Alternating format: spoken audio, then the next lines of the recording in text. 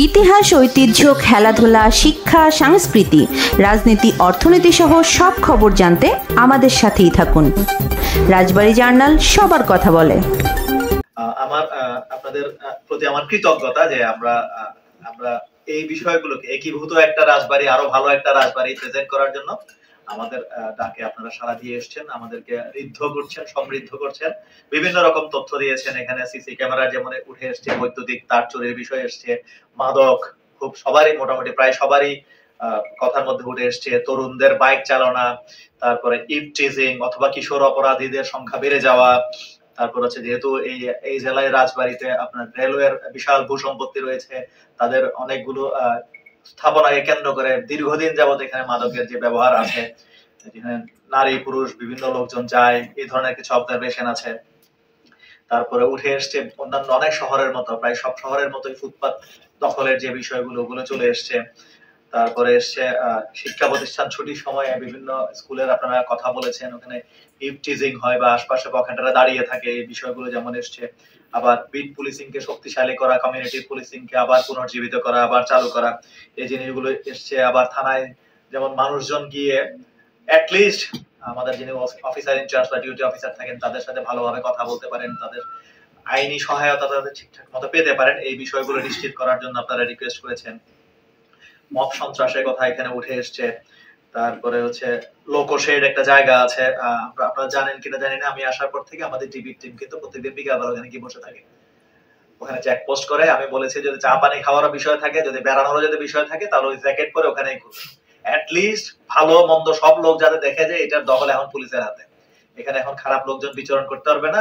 আপনারা খেয়াল করেছেন কিনা, আমি আসার পর থেকে কিন্তু আমাদের ডিবি টিম প্রত্যেকদিন একটা নির্দিষ্ট সময় ওখানে পার করে আসে। আমাকে একটা সবচেয়ে গুরুত্বপূর্ণ স্পট বলেছে মাদকের জন্য ওইটাকে, এবং আমি ওখানেই তাদেরকে ডিপ্লয় করেছি। অ্যাটলিস্ট মানে মানুষজন যারা দেখে যে এখানে পুলিশের নিয়ন্ত্রণ আছে, এখানে অন্য কেউ আর নাই।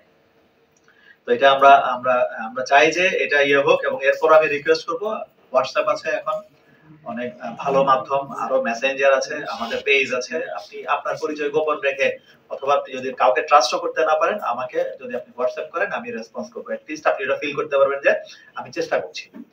এবং আমরা সবাই মিলে আমরা অধিকতর উন্নত এবং নিরাপদ একটা রাজবাড়ী আমরা উপহার দিতে পারবো, এটা আমি বিশ্বাস করি। ফুটপাতের যে বিষয়গুলো পৌরসভার সাথে আমি কথা বলবো।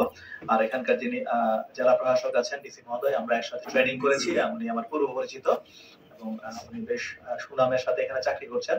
আমরা বিশ্বাস করি যে পুলিশ, জেলা প্রশাসন এবং জুডিশিয়ারি আমরা সবাই মিলে, অন্যান্য যে সরকারি অফিসগুলো আছে, আমরা সবাই মিলে সুন্দরভাবে কাজ করলে আপনারা যেভাবে চাচ্ছেন, যেভাবে মানে আশা করছেন যে একটা ভালো আইন শৃঙ্খলার দিক দিয়ে ভালো একটা জেলা হবে রাজবাড়ী, ডেফিনেটলি আমরা সেই লক্ষ্যের দিকে আমরা এগোতে পারবো। পদ্মা নদীর ঘাটের কথা এসছে, ওখানে আমি পরশু রাতে গিয়েছিলাম, এমনিতে গিয়েছিলাম দেখার জন্য টুরিস্ট কেমন থাকে 7:30টার দিকে। এটা দেখলাম পান বিক্রেতার একজন একটা সুন্দর দোকান আছে, দেখলাম ওনার সাথে কিছুক্ষণ কথাবার্তা বললাম। তো ওখানে যে আপনার ট্রানজিট হিসেবে যে মাদকের ট্রানজিট হিসেবে ব্যবহৃত হয়, এই তথ্যটা আমার কাছে ছিল না। এখন থেকে ওখানে নিয়মিত অভিযান পরিচালনা করা হবে। আর অস্ত্র উদ্ধারের ক্ষেত্রে আমি তো এই জেলায় এসেছি, এখানে আসলে জুলাই আগস্টকে কেন্দ্র করে আমাদের নিজস্ব কোনো অস্ত্র এখান থেকে কোনো লুট হয় নাই।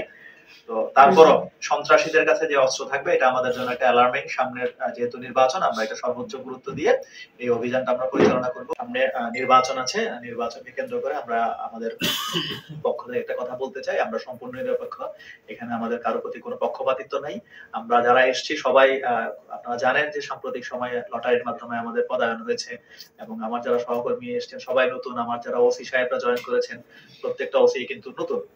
সুতরাং আমাদের কারোর সাথে পূর্ব থেকে কোনো ধরনের কিছু নাই, আমরা সম্পূর্ণ সরল পথে চলবো এবং নির্বাচনকে সুষ্ঠু এবং একেবারে ইম্পার্শিয়াল করার জন্য যে কাজটুকু আইন শৃঙ্খলা রক্ষাকারী বাহিনী হিসাবে পুলিশের করা উচিত, আমরা সেটা করবো। এক্ষেত্রে আমরা কখনো পিছপা হব না, এবং আমরা আপনাদের সব ক্ষেত্রে সহযোগিতা কামনা করছি। পজিটিভ সহযোগিতা সবসময় আমাদেরকে সমৃদ্ধ করবে, অনুপ্রাণিত করবে, যাতে আমরা আমাদের ভালো কাজটুকু আরো যাতে ভালোভাবে করতে পারি। রাজবাড়ী জার্নাল, সারা বিশ্বে রাজবাড়ী।